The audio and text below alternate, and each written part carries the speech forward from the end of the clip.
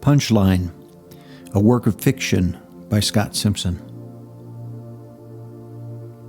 There was the time he accidentally swallowed a dragonfly. He'd been telling some silly joke instead of watching the trail, and it just flew right in, between the setup and the punchline. He wasn't even sure what had happened. He felt it, but some protective filter in his brain disallowed his recognition of the crunchy little body, still alive, working its way down his esophagus until it was all done. He saw his family's faces, mouths open, shock, not sure whether to laugh or to help out. Then they laughed, and he never even finished the joke. Of course, thinking of it later made him almost sick, but then it was all over. A done deal. It still bothered him, though. Not the thought of the insect, but the incident. He wondered sometimes about how stupid he looked, what kind of face he made, where he was in the joke. He couldn't even remember the joke now, or what had prompted it. He really wasn't much of a joke teller. I'm a funny guy, he thought, but not really a joke funny guy. He liked to think of himself as more of a spontaneous, clever guy. Someone who'd say something spontaneously hilarious at just the right moment when everyone else wasn't prepared. That was his favorite thing to do. Surprise everyone into a big, loud belly laugh. And that's why he kept thinking about that stupid moment. Why was I trying to tell a joke? They were on a family hike, something he always looked forward to. He really wanted to be the wise father, the one who knew all about the history of the area and the plants and the animals. The one who had a great literary quote that fit the moment, not in a funny way, but in a way that made the whole day memorable, a turning point day, an experience when everything became really clear for someone, anyone in the group, for the people he loved, for his kids, for his wife. So, why a joke?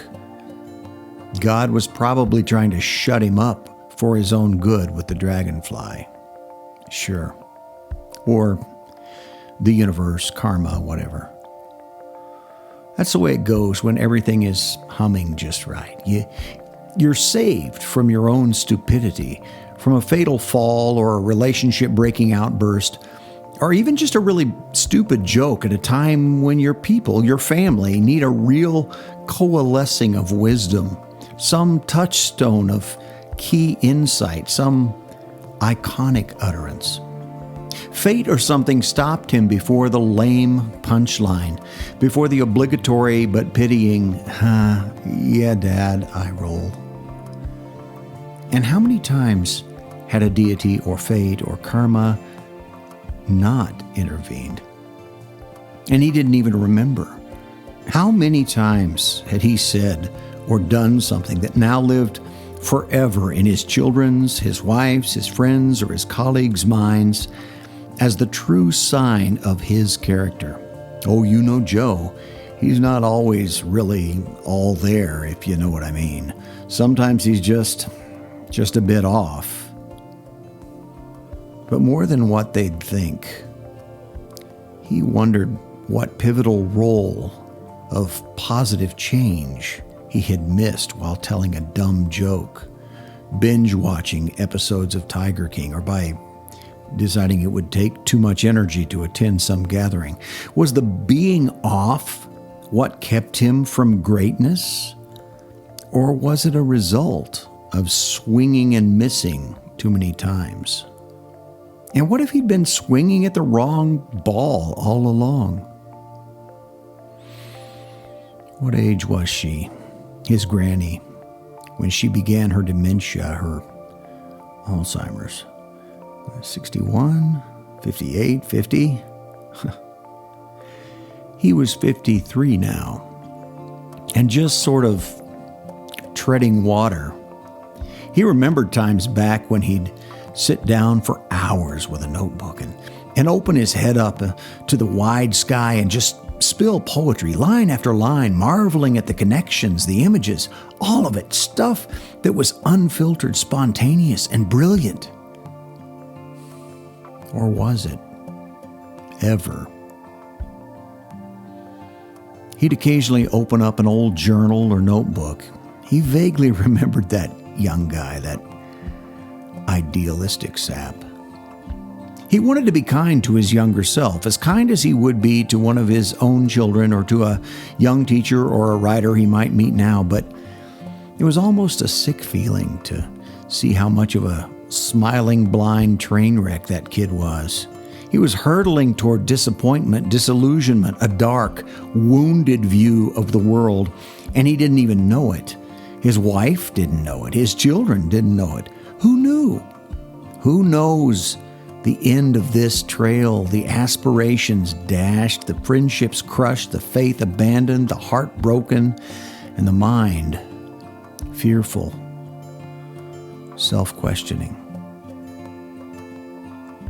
The medieval morality plays always funneled particular characters toward a violent exit, smoke and flames, stage left into the hell mouth, where the foolish and too slow in coming to their senses wound up gnashing their teeth and screaming amid the burning sulfur of their own words and actions.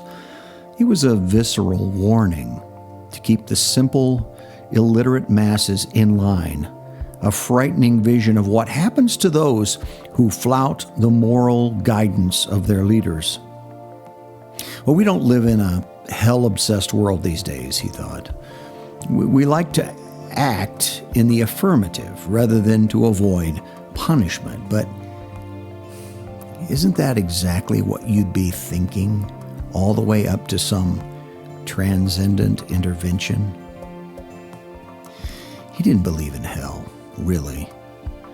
But what else do you call it when you delude yourself into thinking you're still at the head of the crowd, leading in ideas, creative thought, knowledge of the terrain, the weather, the melody, the harmony, the outcome of the story, the play on words, or the twist of fate, or the flipping of roles that gives the punchline its punch, when really you're just walking the line sketched out in front of you, straight into the trap woven into your genes, unavoidable from the day you were conceived.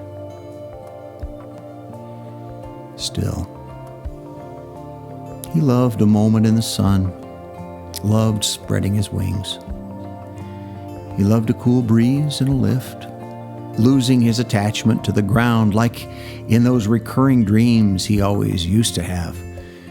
In them, he would strain just a bit, more of a mental strain than a physical one, almost a reflexive mind clench, and lift up just over the trees, the tips of leaves brushing his toes, the clouds lightly wetting his face, the fears of mediocrity, of letting his loved ones down, of being just one mild soul making little to no difference among the multitudes, all shrinking far below at the bottom of a deep canyon, obscured progressively by his progress toward the greater cosmos.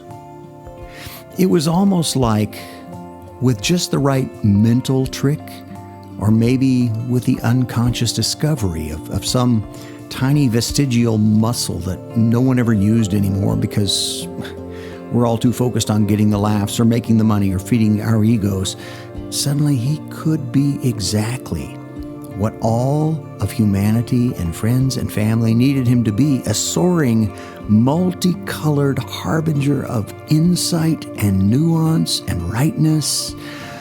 Then a sharp, sudden wind, a sucking sound, pulls him off course toward a limb-wrenching twist, a crushing, a splitting of the shell until the insides he'd held together for so long were released into a smothering peristalsis toward the belly of a foolish god who never even made it to the punchline.